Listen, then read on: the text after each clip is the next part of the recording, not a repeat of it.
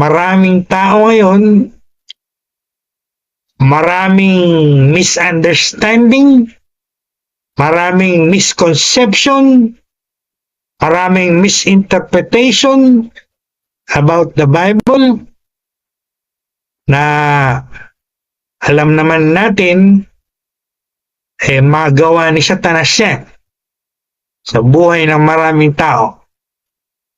Alam natin yung common saying sa ating bansa.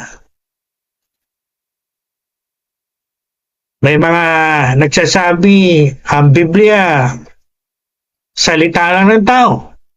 Gawa lang ng tao. Sinagot ko na po yan last Wednesday class.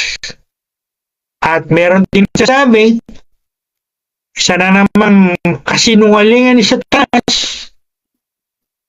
Pag nagbasa ka raw ng Bible, mababaliw ka raw.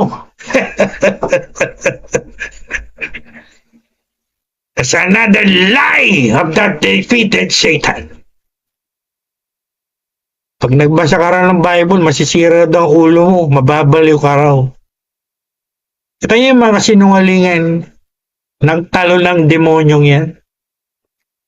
Lahat po yan kasinungalingan ni Satanas. I want to tell you frankly, pagkat ayaw ni Satanas na basahin mo ang Biblia mo, ayaw ni Satanas na maunawaan mo yung salita ng Diyos na nasa Bible mo.